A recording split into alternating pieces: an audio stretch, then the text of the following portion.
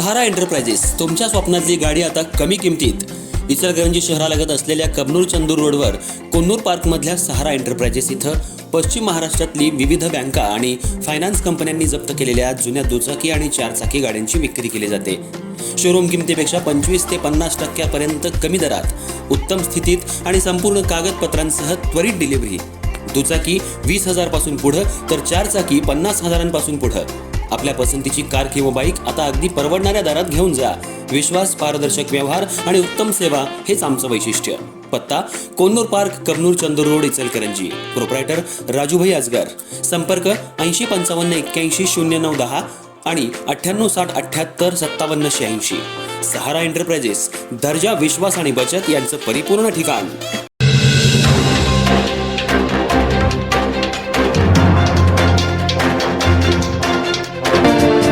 इचलकरंजी शहराची पंचगंगा नदी सध्या प्रदूषित बनली आहे.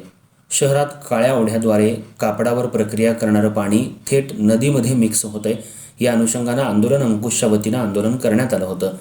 काही दिवसांपूर्वी महानगरपालिकेमध्ये बैठक होऊन समिती स्थापन करण्यात आली होती आणि सायझिंग प्रोसेस बंद करण्याचे आदेश देण्यात आले होते.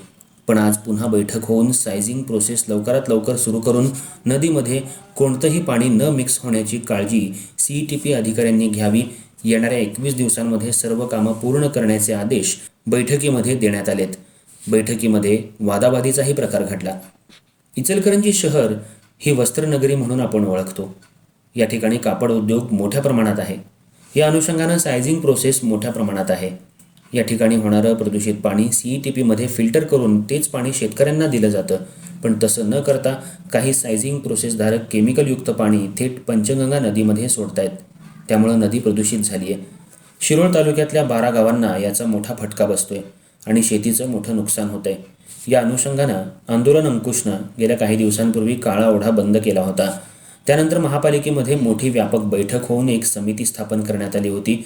तसंच प्रोसेस बंद ठेवण्याचे आदेश दिले होते.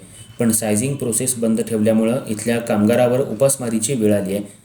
आज महापालिकेमध्ये बैठक होऊन येणाऱ्या 21 दिवसांमध्ये CETP प्लांटमध्ये जी काही कामं बाकी आहेत ती पूर्ण करावीत. तसेच जे शेतकरी CETP प्लांटमधून पाणी घेत आहेत असे किती शेतकरी आहेत, ते पाणी कुठं वापरतात, किती फ्लो जातो यासाठी मीटर लावावं. जे शेतकरी पाणी वापरत आहेत त्यांचे 7/12 घेऊन त्यांच्याकडून लेखीपत्र घ्यावं. तसंच जे शेतकरी शेतीतून पाणी उचलतात त्यांची लाईट कनेक्शन कट करावे किंवा अन्यथा बंद ठेवावे याची खबरदारी समितीनं घ्यावी.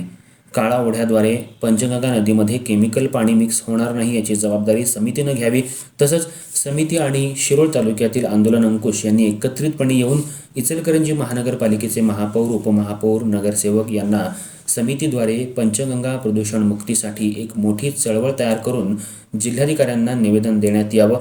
जे पंचगंगा नदी प्रदूषित करतात त्यांच्यावर कठोर कारवाई करण्याची मागणी यावेळी करण्यात आली. 21 दिवसानंतर येणाऱ्या 27 तारखेला पुन्हा बैठक घेण्याचं ठरवण्यात आलं आहे. CETP प्लांटचं काम पूर्ण नाही झालं तर जोपर्यंत काम पूर्ण होत नाही तोपर्यंत प्लांट बंद ठेवण्याचा निर्णय घेण्यात आला आहे. तसंच प्रोसेस उद्यापासून सुरू कराव्यात अशी मागणी करण्यात आली. त्यामुळे गेल्या 8 दिवसांपासून सायझिंग प्रोसेस बंद असल्यामुळं त्या ठिकाणी जे कामगार काम करतात त्यांच्यावर उपासमारीची वेळ आली आहे. कापड उद्योगांमध्ये मोठं नुकसान झाले. तसंच जेवढं प्रक्रिया केलेलं पाणी तेवढंच पाणी पुढील शेतकऱ्यांना शेतीसाठी वापरण्यात यावं.